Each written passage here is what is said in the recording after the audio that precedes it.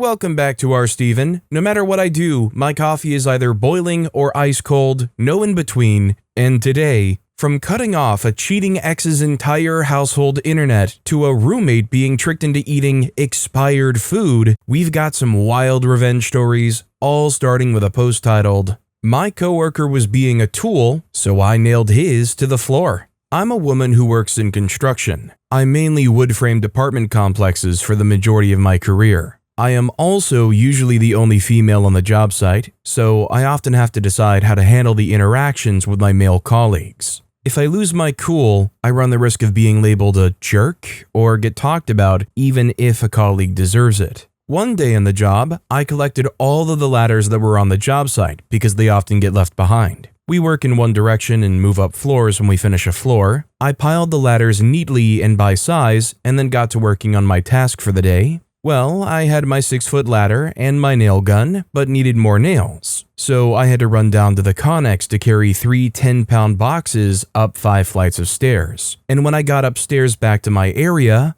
my ladder was gone. A coworker had taken it. I asked him why he didn't just take it from the pile that was on the other side of the room, and he shrugged and asked me why I can't just do the same. Like, dude, it's the principle of it. Because if I would have stole his or anyone else's ladder they were using, and there was a pile of them in eyesight, I would have gotten my butt chewed out and I would have had to have taken it on the chin. The unfairness of it all ticked me off, and I waited till break when everyone went to either their car or the break area, and I hid out in the porta potty. I took note of his tool bag before everyone went to break, and when I found it, I nailed that son of a bee to the floor. I even took lags, big butt screws that go into wood, and screwed those in and bent them over. Best part is that I used different sizes, ranging from 4-inch, 6-inch, and 8-inch. You can't just pull those out either, you gotta unscrew it because the grips are so coarse. He never said anything, neither did our 12 other coworkers, so I'm assuming he never knew it was me. Info, the bags I'm talking about are called pouches. They go around your waist and have pockets for all your tools. Also, I didn't make any holes or puncture anything and damage his property. The pouches are secured around the waist like a heavy-duty belt, so I just used the holes that were already there. Also, there are ringlets for stuff that can hang like a hammer, and I used those holes, put a few nails in, and bent them over. Edit. Here's some info to clarify a few things. For those saying I'm a horrible person for damaging company property and stuff, it all gets covered by Jip Creep anyway. For those saying he knew it was me, I ended up texting a friend about it and he asked if the guy suspected anyone. I guess he didn't know. It was a few years ago when it happened. For those saying it's fake, I feel like y'all just haven't worked on a job site. Like I said, I mainly worked in residential wood framing, but recently I switched over to commercial where I do a lot of steel stud and drywall now, so less pranks on this side, but it still happens. Residential has a little more savagery than commercial work. Pranks are pulled on job sites, we get a lot done and work hard, and we do pranks to keep things interesting. Some more fun stories. I was working for a company that was the general contractor of the project. The electricians were giving us a hard time, and so our foreman intercepted their delivery and used the crane to put it on the roof.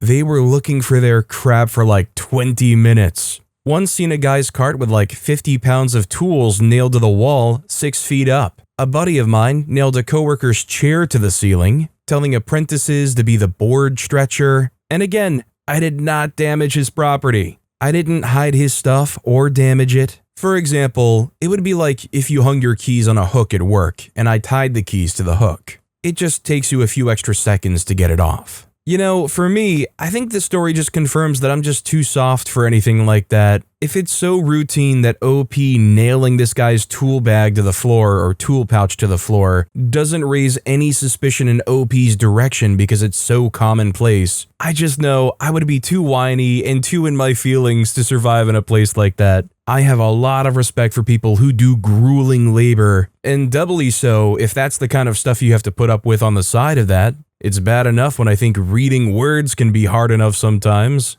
In the comments of the post, a user named OKCondition wrote, "You hid in the porta potty? There is not a porta potty clean enough to spend more than the 2 minutes you need to pee." The OP responded to that, "Not even the smell of grown man butt cheeks could stop this revenge." And speaking of grown man butt cheeks, it would be great if you could hit those like and subscribe buttons down below. Perfect segue. Our next story is cut ex's internet off for the whole family after she cheated. My ex, 27-year-old female, and I, 27-year-old male, were together for over a year. I moved in pretty quickly, moving into the house she rented with her 2 kids, 5 and 8 years old. 6 months in, she cheated. Long story short, we stayed together. I moved out and got my own apartment. Because I already had my name set up for her internet and we were staying together, I just kept paying it. It wasn't expensive, but $30 she and her kids used for free. I had set up my TV in the living room along with my Xbox and iPad that I let the kids use. When I moved out, I never took back those items because the kids liked using them. Well, 6 months after the first affair, she cheated again. This time, a week after our 1-year anniversary and days before my birthday, with the same guy. She left me on red for hours when I asked if she had spent the night with him, finally responding by sending me a shared notes app document saying yes she did and she's been having a great time. I felt all those typical feelings of hurt that I felt before. Anger, confusion, self-doubt, etc. I didn't respond for a few days. In one of those days, I realized the internet bill was due soon, so I pulled the app up and began poking around in the settings. I realized I could toggle the internet on and off remotely. Maybe only an hour of debating is when I decided to pull the trigger and disconnect it for them. You might not think that's a big deal, but I knew how reliant those devices were to getting the kids to cooperate, or as a distraction or motivator when trying to get the kids to do anything really. The 8-year-old loved Minecraft, and the 5-year-old loved the iPad. It was a great bargaining tool when getting them to clean or staying out of the way when cooking or cleaning. Great for times when we just needed an hour to ourselves to unwind, or a way to bond with the kids and participate in what they were up to.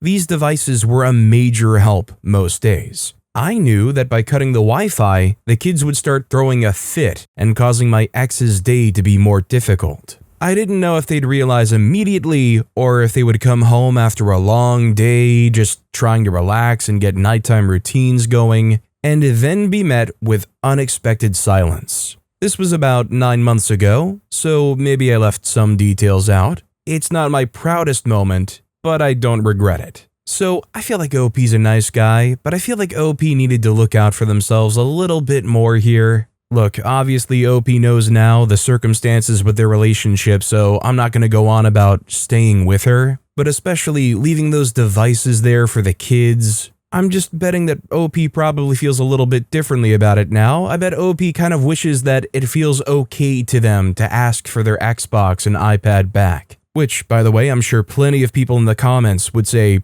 OP's completely within their right to do so. I just bet OP's the kind of person doesn't feel like it's right at this point. In the comments, a user named Grizzle wrote, confessing to cheating for the second time even through a notes app and saying it was great is diabolical. Either a freaked up fantasy if fake or cruel as freak if true. The OP responded to that saying, I'm gonna copy and paste the notes app I received with names redacted. I'm not sure why she sent this confession/apology this way. She's never sent me a shared notes app before. The first time she cheated, she told me in person, so this felt even more disrespectful. For some context, the night she cheated was at her youngest's birthday party. I didn't go because I didn't get along with the baby daddy and the party was at his parents' house. Surprise, surprise, he's the one she cheated on me with both times. Hey OP, I did stay the night last night. 5-year-old's birthday was magical and very Gabby's dollhouse, so I'm really happy for her.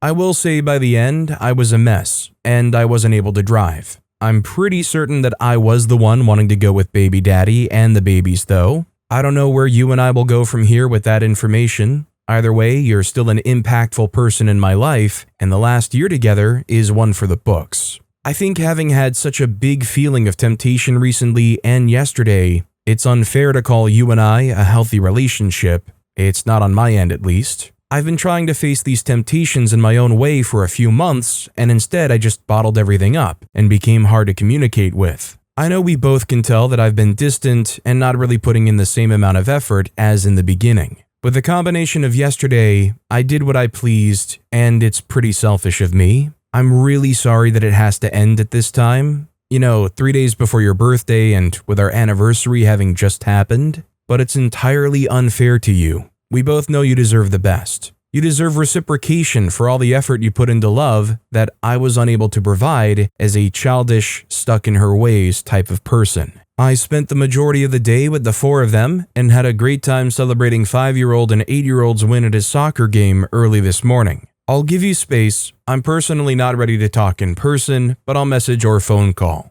A user named Alpine replied, "So, what happened? How did the kids react?" The OP responded, "I never found out if it had any impact at all. Never got an angry text or anything. I think she knew what I did eventually and accepted that, or maybe she never realized. Either way, it was more for me anyways, regardless of what actually ended up happening. I did get the modem back and stopped paying for the internet that month." Our next story is, my flatmate kept borrowing my food and acting confused when I brought it up. So I started labeling everything with fake expiry dates and let her work it out herself. I live in a shared student flat, 4 people, 1 kitchen. From about the second week, I noticed my stuff going missing. Not dramatically, just consistently. My specific brand of oat milk, gone. The good cheese I'd bought for a recipe, gone. Half a pack of expensive smoked salmon I was saving for the weekend, very much gone. I mentioned it generally to the flat a couple of times and got vague apologies and nothing changed. I narrowed it down to one flatmate, let's call her B. I couldn't prove it definitively, but the pattern was pretty clear. B had a habit of opening the fridge, staring into it for a long time, and closing it looking satisfied even when she apparently hadn't taken anything out. I know how that sounds, but you notice things when you live with people. So, I started labeling my food. Everything in the fridge got a sticker with my name on it and a made-up expiry date that was already passed. Not harmfully passed, just 3 or 4 days ago. Then, I watched. Within a week, B came to me looking a bit concerned and said, "Hey, I think some of your food might have gone off. I noticed the dates." She had clearly been checking them. You don't check expiry dates on other people's labeled food unless you've been considering eating it. I thanked her for letting me know and said I would check it. Then I replaced all the stickers with real dates and current ones. She hasn't touched anything of mine since. Not a single item. Problem completely solved without a single confrontation. I would have loved to have known if there was any kind of sections to the fridge. I feel like I hear about a lot of roommate situations where they divvy up the fridge into kind of quarters or sections or halves or something like that. Realistically though, it was either OP do something like this or they start fighting fire with fire and eating all of her stuff, although she probably doesn't have any because she keeps eating OPs.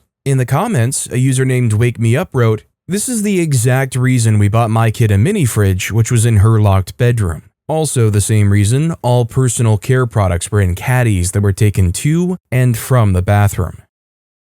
Our next story is, I set up numerous fake dates for my cheating boyfriend. 8 years ago, I entered a relationship with someone who was almost too good to be true. He listened to everything I had to say. We had so much in common. I felt finally understood and really seen by someone as who I really am. I opened up to him more than I intended to, way too soon. If it sounds too good to be true, it usually is. Now I know that what he did to me back then was love bombing. Some examples of his techniques: the second month of dating, he took me to an uninhabited island with a small boat, set up a gorgeous lunch he prepared at home, served limoncello, we went diving, and he found a giant shell and gave it to me as a token of his love. Shortly thereafter, he took me to his childhood home, showed me pictures of his parents who were deceased, and gave me his old toy he claimed was his fondest childhood memory. I was sure he was the one. However, soon things started to change. At first, it was the little things. He would make a cynical comment here and there about the way I looked or something I said, and that made me feel very insecure. He would flirt with other women in front of me to make me jealous. I would cry and he would apologize and temporarily revert to his old romantic loving self,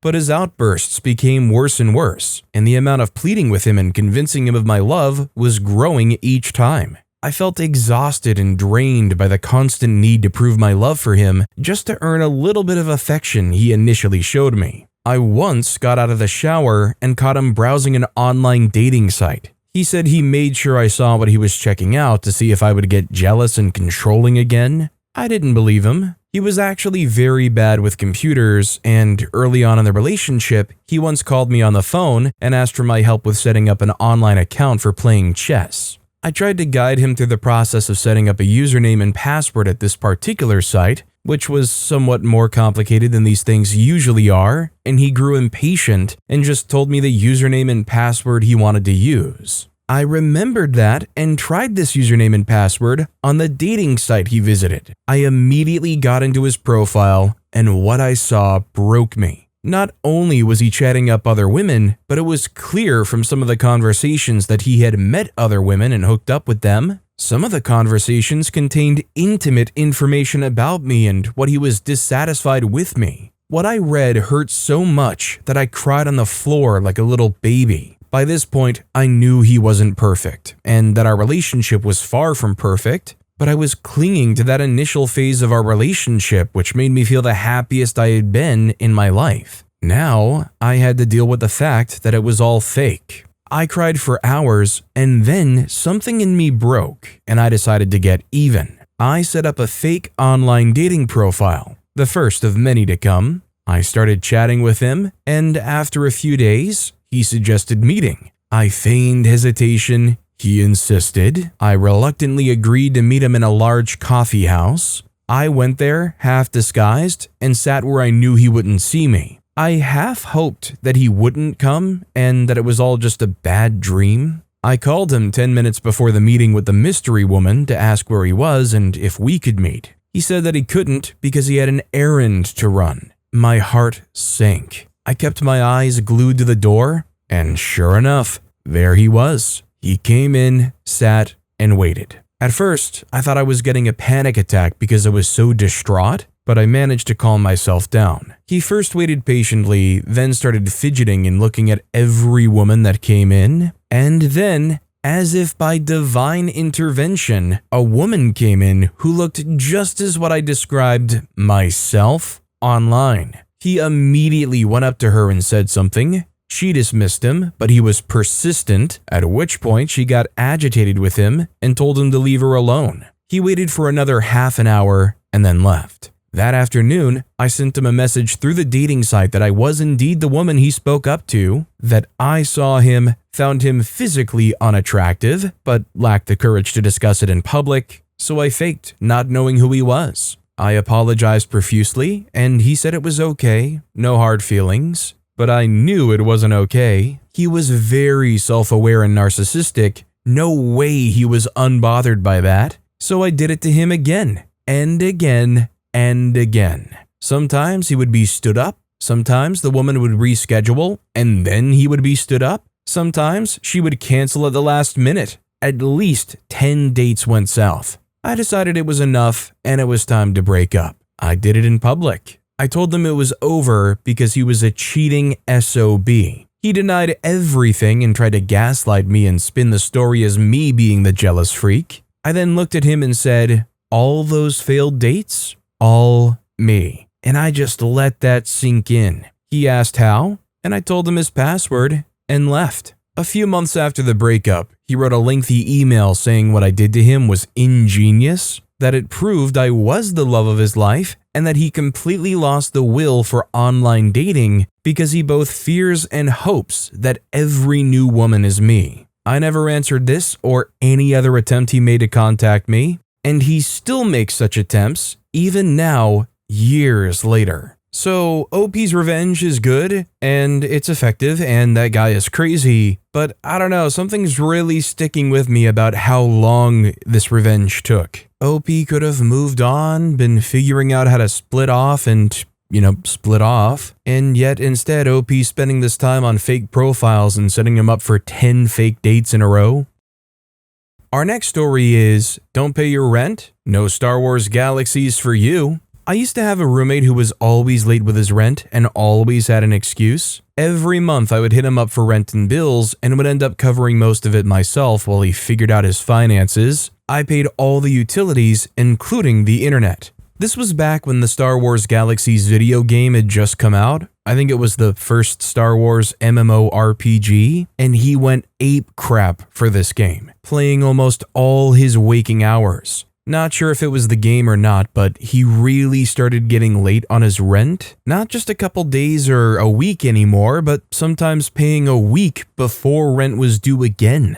After about 6 months of this, it started bothering me a bit. He had told me that he would pay his rent, being about 2 weeks late, but when I went to collect, he only gave me half. I did notice he had purchased a couple subscription cards for his Star Wars game though, and felt a little fed up. I googled what network ports the game used to access the remote servers, then blocked only those ports on my router. I heard him say, "What the heck?" in the other room seconds after I saved the settings. He came in asking if there was something wrong with the internet, so I showed him my screen and said, "Everything looks fine from here." For days, he was Googling and calling Sony tech support to try and fix the issue and could not figure it out. A couple of times, he'd asked me to reboot the router, and I'd say, "Sure, buddy, no problem." He could do anything else on his computer or play any other online game. He was only blocked from playing his favorite one. Every couple of days, he would pop his head in my room and ask if I could check the settings or reboot the router one more time. I would agree, then tell him everything looks fine on my end, which it was. I ended up never unblocking those ports, and he had to move back to World of Warcraft or something. He moved out long before the game shut down in 2011, so maybe he got to use those game cards after all. We're still friends, but I never told him I did that. I'm pretty sure that he'd say he suspected I did something, but oh well. Pay your rent on time, jerk. Yeah, I was never a Star Wars Galaxies or World of Warcraft kid growing up. I was more a Toontown Online or Virtual Magic Kingdom kind of kid. Honestly, when I heard the name Star Wars Galaxies in the title, I thought it was some game that came out in the last 5 years or something. Like whatever that one was that came out relatively recently where you're running around doing a bunch of stealth missions and stuff. In the comments, a user named CometView wrote, "That sounds more passive-aggressive than petty revenge. Why not confront him about rent? Pay up or move out?" The OP replied, "He wasn't a bad guy. He was fun to hang out with. He was just bad at paying bills." And I was constantly asking him about the rent. Multiple times I mentioned having enough money to buy his game cards when his rent wasn't paid yet. The only time I didn't bring it up was during this particular incident. Our next story is neighbor's dogs barking. My wife and I bought our house 5 years ago. It's a fixer-upper, but the reason we chose it was for the huge backyard for a fire pit and planting gardens. We worked our butts off clearing decades of overgrowth from the property line, installing a 6-foot privacy fence, regrading, reseeding, planting trees, the works. Another thing we loved about the house is that it sits on a hill with a deck overlooking our yard. And unfortunately, the neighbor's yard. When we first moved in, there was a pit bull that would be left out all day with no toys or attention. Its only pastime was staring at our back door until we opened it, and then charge to the fence and bark endlessly. I went to the neighbor's door several times when this happened to talk, but they were never home. I decided to leave a note on their front door with my number and watched as another neighbor, who turns out to be this neighbor's relative, walked over and took it. I got fed up and called animal control a few times, and they issued warnings. Things got better for a while after this. Not great, but trying to keep the peace, I chose my battles. Then they got a puppy. All heck broke loose with the pit bull getting more defensive and aggressive, and the German Shepherd puppy learning to charge the fence at the slightest sign of movement from our door. I began recording every time we went on our deck or backyard because I knew this was going to end up getting escalated. We finally exchanged numbers, and I would text when they were barking for at least 10 minutes. This became an everyday occurrence, and then waiting for someone to come let them in. Again, because nobody was home. I finally lost all patience way too late and filed a complaint with the city. I had held off on this because it meant that we would both have to show up to a court date, and I didn't want to take time off work to be able to use my yard in peace. We went, and I showed my log of hours upon hours of barking dog videos. The neighbor got a couple of fines and a stern warning that the dogs will be removed if it continues. Finally, they seem to be taking things more seriously and take the dogs in when they start barking and slam the door while shouting things our way. Whatever, as long as it's quiet, I don't care. Here's where the petty revenge comes in. I have found so many new activities to do in the backyard. Bird feeding, barbecuing and smoking, just general milling around. The dogs get brought in and stand inside the back door and bark their brains out. I know the neighbor must be miserable listening to them because I know how miserable we had been, and this brings me joy. I don't like that the dogs are essentially pawns in all of this, but dang, this whole situation opened up a petty side I didn't know I had. You know what annoys me the most? They could have taken the time and they could have taken the money from those multiple fines and brought a trainer in and got these dogs a little bit more trained. And yet, still, they're the people that let their dogs in, slam the door shouting things and being miserable all day. I kind of worry about those dogs because I wonder at what point is enough for that neighbor. Now that they have to keep them inside and deal with the barking all the time, they clearly don't want to be responsible for their dogs, so what's their alternative?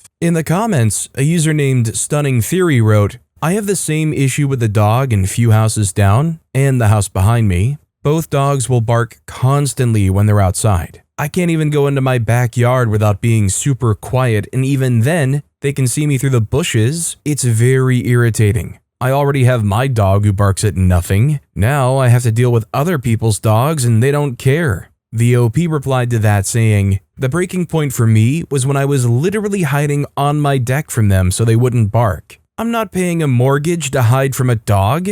Get the city involved. It sucks, but it's the only option." Our next story is accidental petty revenge. Okay, hear this memory from elementary school that made me cringe today? Background, I was heavily bullied in school. My parents did their everything trying to stop that. My dad was somewhat powerful in our small town's politics and ran the parents' association of the school. So one day, a kid who was a silent party in a group that used to bully me came up to me and started talking smack. I don't remember the exacts of what he said, but it was yet again a rather public humiliation ending with me red-faced. Boy, did blushing make me an easy target. He ended it saying, "I'm not afraid of your dad." Sickest burn my stupid child brain could come up with was, "Neither am I about yours." Suddenly, the kid got teary-eyed and very silent. People around me gasped in shock, and another girl who used to be nasty mean said to me, "How dare you?" I was bewildered, like, the freak did I do? Am I in trouble? Unbeknownst to me, the kid had lost his father about a year ago. When he had left the scene to go cry, people were questioning me why I did that. I tried to explain that I didn't know this apparently very public info. Why should I care about the life of a person who made my everyday life about surviving a school day? Ever since, to these adult days, this guy hasn't spoken directly to me. It was an effective way to accidentally be down one less bully, but pops up from time to time on my late-night reels of guilty conscience. In my opinion, two things. One, OP didn't know, so there's literally no harm. OP needs to let that go. No guilty conscience needed. Two, I still think it was kind of justified regardless.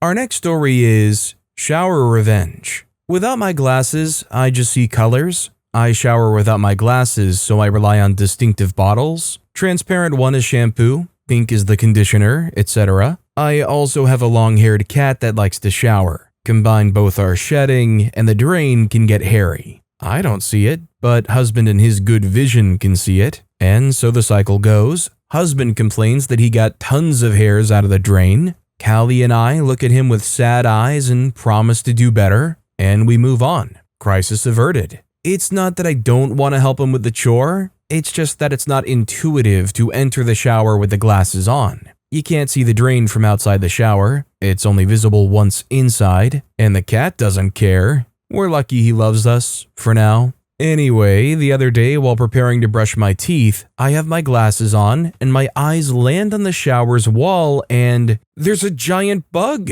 I have a huge phobia of giant bugs. I start freaking out. Why is there a giant bug in my shower? Why are the cats not doing anything? Where's husband so he can kill it? Is that me screaming? It was me screaming. So husband comes to see why and starts laughing. He told me to look again. It was a giant hairball. He said since I cannot see the drain and I never clean it, he left it somewhere I can see it. He didn't intend for me to freak out like that, but he also didn't feel bad at all. What a jerk. But I admit, it was well deserved. The OP in the story has no excuse. If OP themselves admits they tell their husband, "We'll clean it up next time," over and over and over, you can't really blame the glasses or not seeing it. I can't tell you how many stories I've read where the shoe is on the other foot and there's some, "Well, I'll do better. I'll do the chore next time, I promise. This time I was slacking, but next time and from then on, I'll be completely on top of the chore," and then just don't do it. Also, kind of sounds like OP needs to get a tub shroom, which I can attest, those things do work. In the comments, a user named LiveLaughMitsky wrote, "Funny, but I'm confused why you can't do it afterwards. I'm borderline legally blind without my glasses on, and I always put my glasses on, grab a paper towel, and get the hair out after the shower. It's pretty insufferable to me if you promise to be better and you don't follow through." Another user, inexplicably named CoderJoe1, wrote, "Wait, you have a cat that likes to shower?" A user named My Life is a Dice Roll replied, asking the important questions. And speaking of important questions, now that we're all out of time for today, will you dare to press the video on the left to listen to more revenge stories? Or will you dare venture over to the right to check out my latest video? Either way, not a bad choice, and I'll see you all next time with some more stories.